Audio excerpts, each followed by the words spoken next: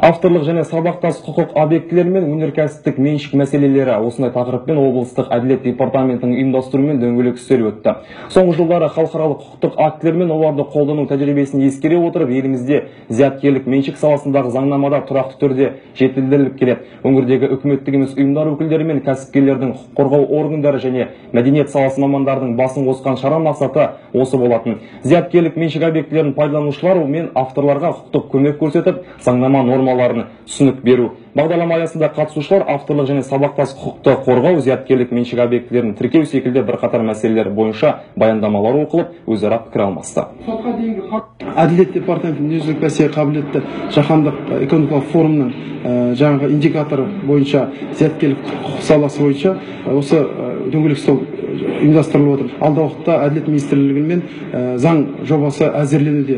Сол заң жобасында біздің осы өткен тәжірибеміздегі құқықтық олқылықтар, әкімшілік барьерлер болмау үшін, жұмысты жеңілдету үшін алдағы уақытта көптеген өзгерістер кіргізсек па деп, сол ойларын, келген кісілердің ойларын тыңдау.